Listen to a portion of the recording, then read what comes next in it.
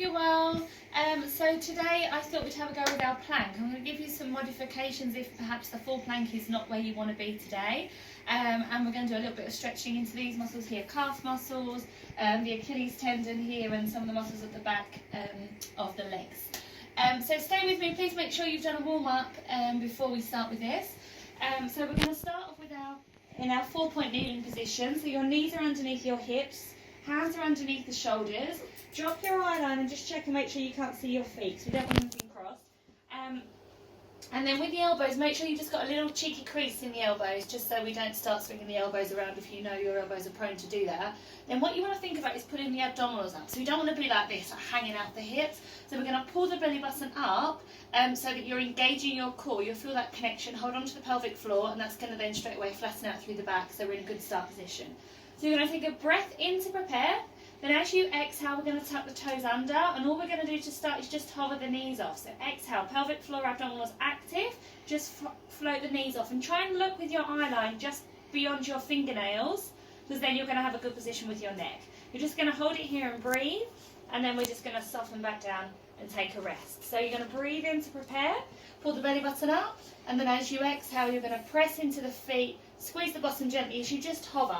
Now you can have your knees quite high, but the closer your knees are to the floor, the more challenging it will be. So you choose, push up into the shoulders so we're not sinking down. Got good technique. Hold it here, breathe in, and then we're going to gently come back, take a rest. So that's option one.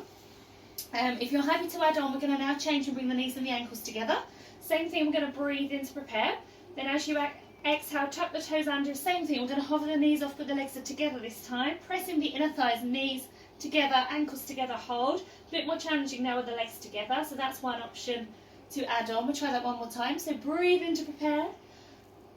Width across those shoulder blades. Exhale, scoop, use your abs so we're not sinking down into the shoulders. We're going to hold here, a couple of breaths, look beyond your fingernails, and then we're going to pop the legs back down. Pop them back hip distance.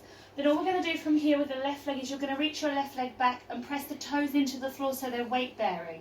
And this is quite nice, little rest, little bit of recovery. We're going to press back into that lengthened leg and then bring the weight back across the shoulders. So you're just pressing the heel so it moves further back than your toes. Pressing into the heel with your body weight and then bring the weight back over your shoulders. So you should feel a stretch down the lower part of the leg, the calf, the Achilles tendon, the muscles that live at the back of the ankle. You need to go gently here, particularly if these muscles feel tight. So just be really gentle, just do a couple of repetitions, and then you'll start to feel a bit more freedom of movement through there. So we're coming back to centre, keep the core active, we're switching to the other side. So you're going to press back and then release off. Really nice stretch. These muscles don't tend to get a lot of stretching, so they're a really hard working muscle group. You don't want to have problems with your Achilles tendon. Particularly good if you're really active, you stand up a lot, if you're a runner, you do a lot of exercise, if you're a horse rider, it's good to get these muscles really lengthened. It will improve your technique in those other activities. So last one, back to centre. You may need to take a rest, just come off those wrists for a moment, so circle them, perhaps take a little moment and do a little Mexican wave with the wrists. And then we're ready for our final part, which is the full plank. So either go back to your modification, the one that works best for you, or come with me for the final part. Breathe in to prepare. Exhale, lengthen one leg. Take a breath in, and then we're going to add the other leg. So that's the perfect way to get into a plank. So the weight is evenly distributed across the body. You want to keep the hip bones facing the floor so you don't start doing any weird twisting. And we're going to pull the belly button in and up. Hold on to the pelvic floor. Squeeze your bottom like crazy, and press your inner thighs together. Little bit of softness in the elbows, keep pulling the belly button up, and you're going to gaze just beyond your fingernails as you continue to breathe. Of course, feel free to stop wherever you need to, but really what we're looking for is that tremor of truth to come and visit us. So we want to try and stay here until you start to feel that tremor of truth working its way through the body. Of course, I'm not there with you, so modify as you need to. We're nearly there. Try and stay with me. Big breath in through the nose, out through the mouth. One more big breath in. Then we're going to bend one leg. Bend to the other leg. Knees to feet together, knees apart. Rest back into child's pose. Push your armpits down into the floor. Or the idea of trying to get the armpits to the floor so you feel that lovely stretch.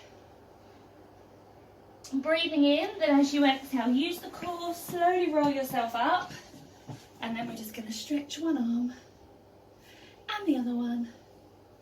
Good work. They're a challenge, those planks, but they are really, really good. Turn the hands inside out, send them up, circle them down. A plank is a really good full body exercise. Joseph Pilates called it the perfect exercise for